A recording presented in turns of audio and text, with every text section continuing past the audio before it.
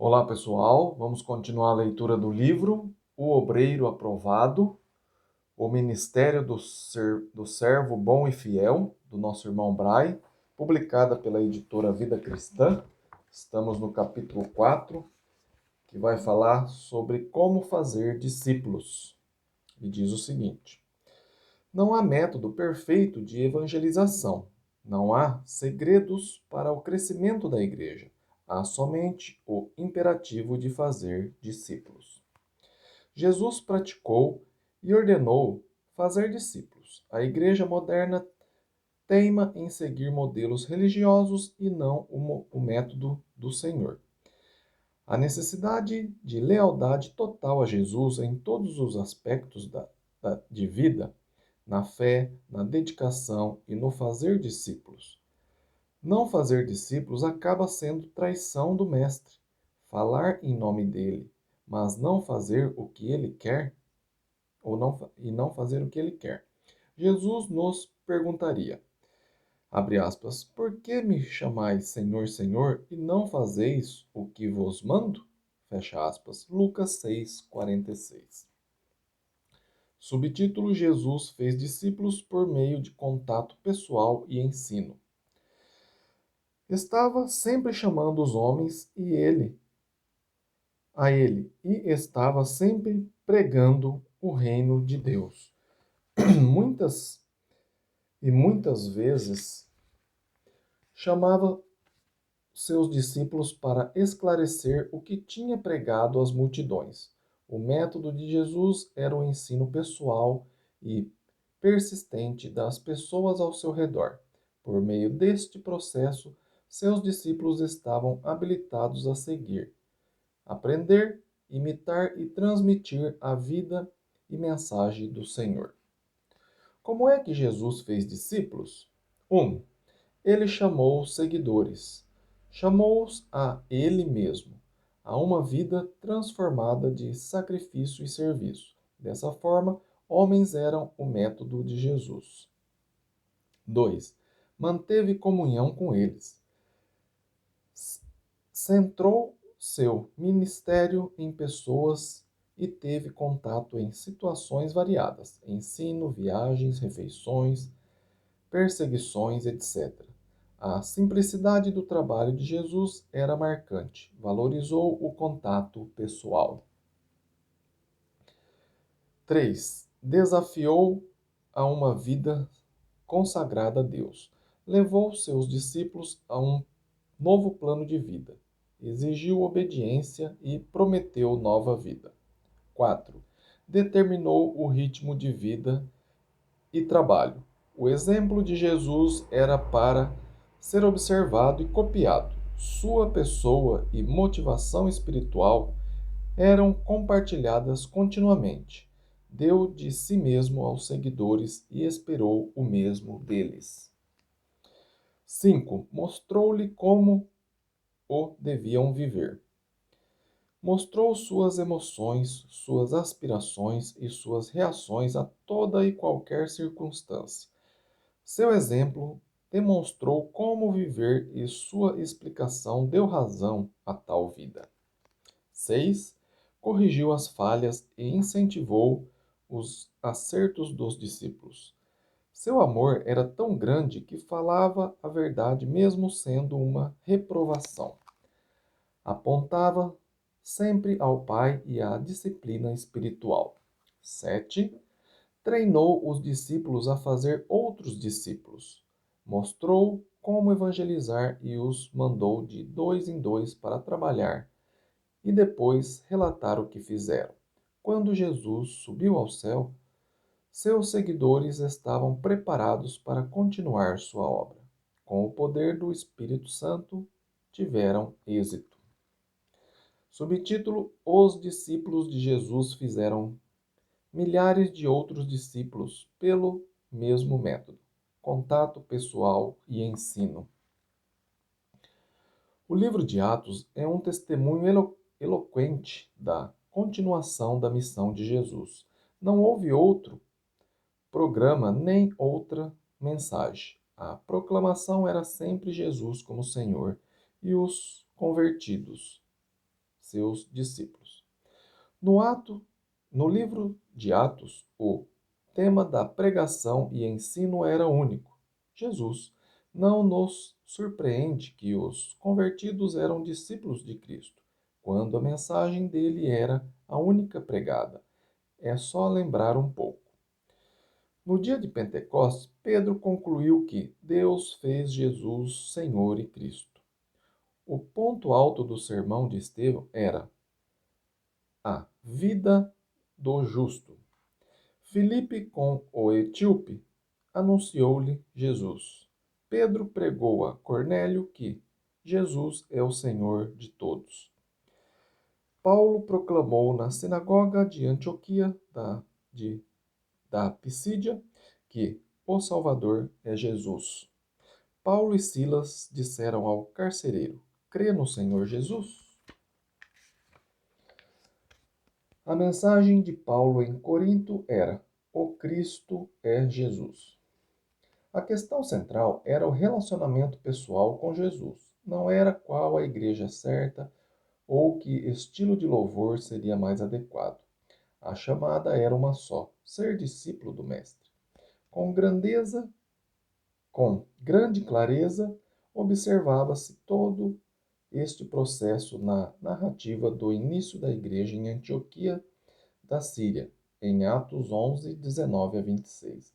A mensagem era o Senhor Jesus para judeus e, pela primeira vez na história, diretamente a pagãos.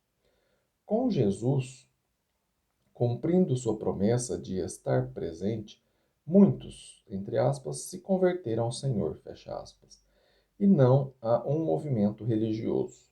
Houve acompanhamento depois do batismo para que, entre aspas, permanecesse no Senhor.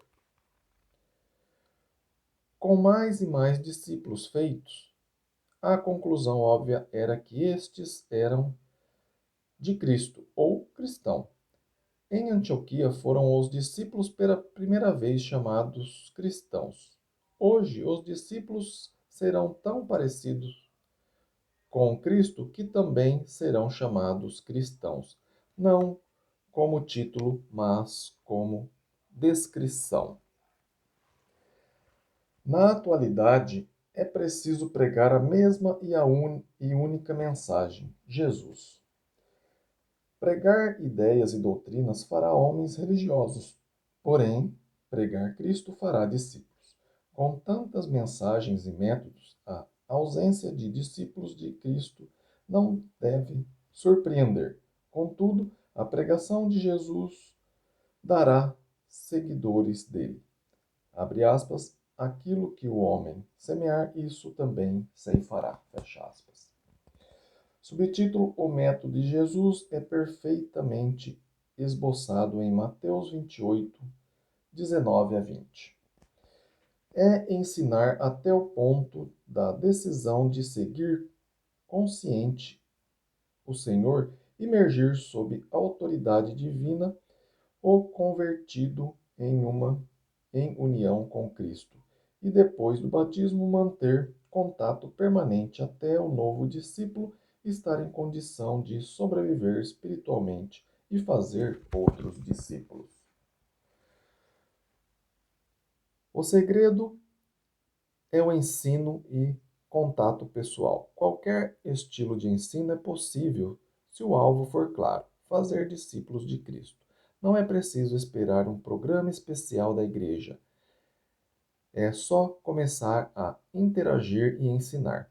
Levar a pessoa à fé e confiança no Senhor é a meta. É indispensável mostrar a necessidade da obediência a Jesus na vida diária.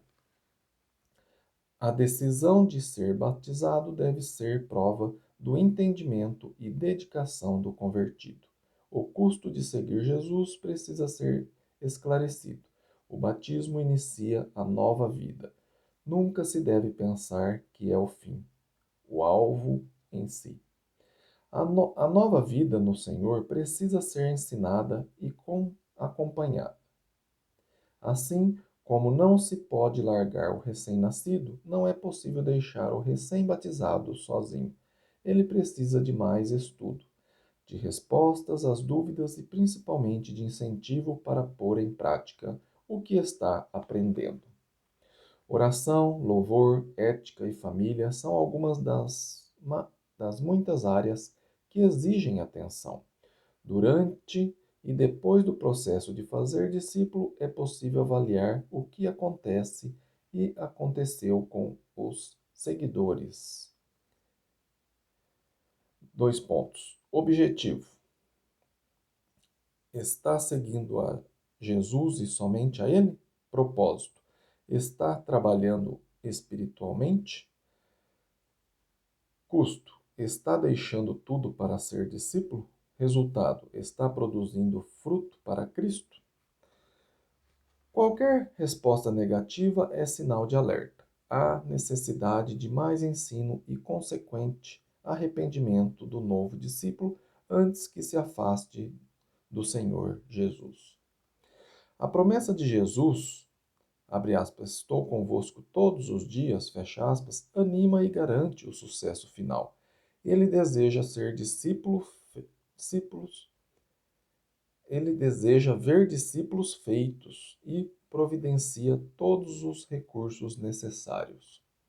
Atualmente, as práticas evangelísticas não fazem discípulos porque se preocupa com igrejas e doutrinas e com bênçãos e vantagens a serem ganhas e quase nunca falam da pessoa de Jesus e do relacionamento íntimo com ele.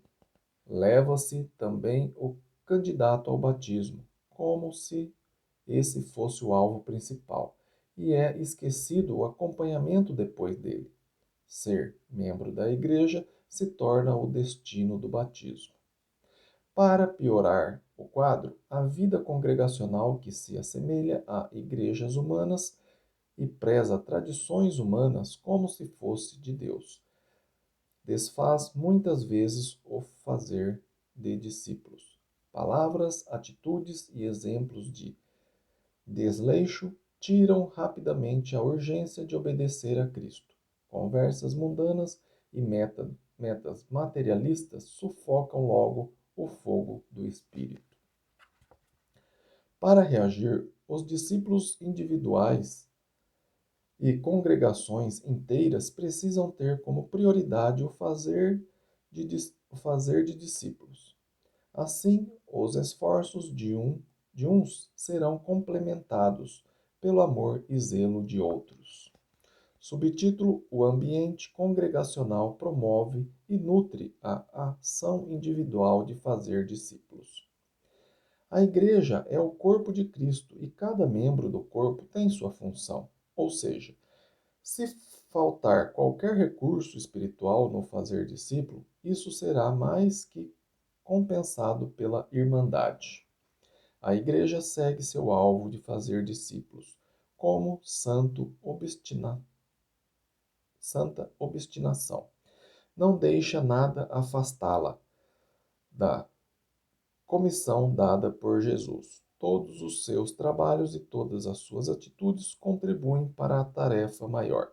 Assim, ela planeja e executa todo o seu programa pensando naquilo que o Senhor quer.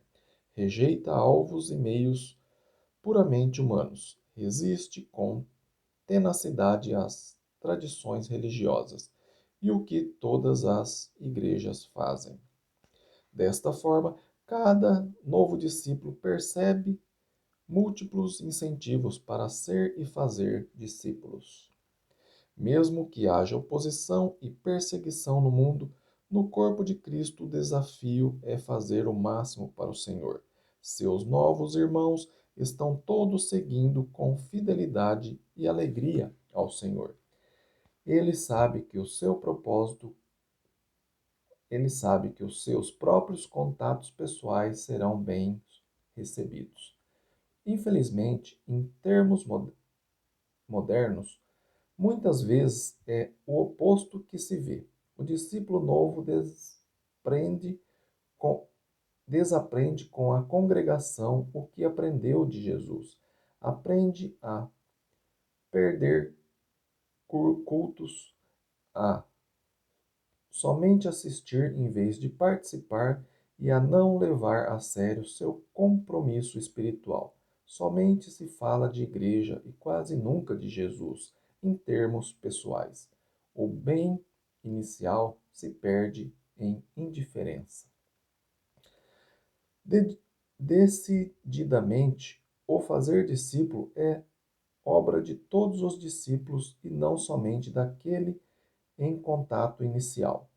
O trabalho heróico de um acha respaldo no amor e cuidado de todos. Conclusão: o fazer discípulo mostra que a igreja é de Cristo. Os outros sinais da igreja verdadeira são decorrentes da lealdade à grande comissão. Como Jesus fez discípulos, nós devemos fazer. Ele é o Mestre e nós, seus seguidores. Seguir somente a Jesus é usar seu método simples de contato propositado com pessoas e ensino espiritual do reino identifica a igreja como sendo de Cristo. Nossa atuação responde à pergunta vital: somos de Jesus? Pensamentos diversos. 1.